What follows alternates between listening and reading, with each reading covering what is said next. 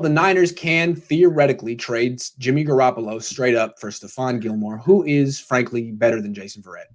Just better. I mean, he's durable. He's been good for a very long time. Maybe Jason Verrett is comparable when healthy, but this guy is bigger, more durable, better.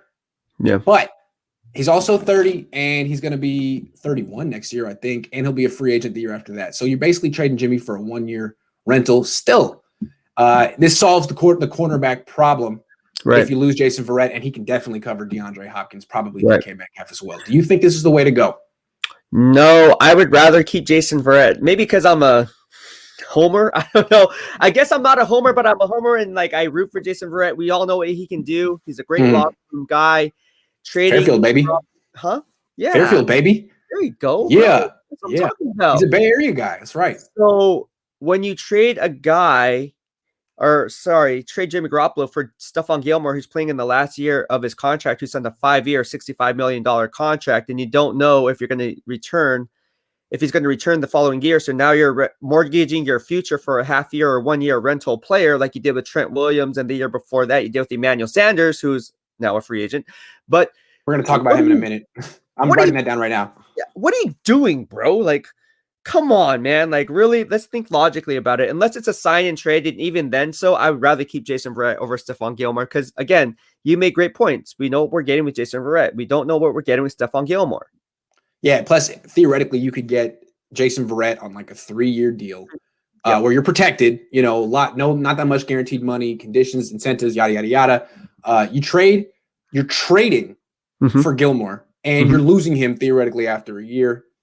Let's stick with this though. So I'm not really into the Gilmore trade. Like I would rather get a pick for Jimmy Garoppolo. You want a pick, and the question I feel like what New England, the reports on New England are the number 46 is on the table. Their second round pick is on the table. Correct. That's cool, but let's play this out, man. Hold on. From what I heard, the Patriots offered a first last year. They still really, really like him, even though the rest of the league's cooled off on him a little bit. And I think they're desperate. Like, haven't you heard scenarios where people are like, hey, there's going to be 5 quarterbacks that go in the top 10? Right. People keep saying that, right? Right. Absolutely. It could go Lawrence 1, Wilson 2, Fields 3, Lance 4, Jones 8. And then, okay, so now 5 guys are off the board. And then now we're hearing Chris Sims say, hey, don't be surprised. Don't be shocked. It wouldn't be crazy if the Niners took Kellen Mond at 12. So that's 6 quarterbacks who could go top 12. Well, let's say the Patriots don't get Jimmy Garoppolo. Then what is your option then? Who are you going to draft? You're going to draft the 7th quarterback at 15? Or are you going to trade up for Kyle Trask? What is their option? I think the Niners could put them in a really bad spot. And so what I'm trying to say is the Niners should be pushing for a first. Maybe they won't get the first this year. Maybe they get the first next year. But don't just settle for that second-round pick. The Patriots seem super desperate. Yeah, that's a great point. I mean, they are desperate. I mean, the Cam Newton experiment failed, and I think that was a one-and-done trial experiment. It didn't work out ultimately. If Bill Belichick can't revive Cam Newton's career, I hate to say it, but I don't think any coach can. That's not a knock on Cam Newton. I'm just saying it, calling it how I see it. But if there's one coach that can actually revive Cam Newton's career, it would have been Bill Belichick, and that's why they signed him and gave him that 1-year chance to do that. However, it's not looking good for him.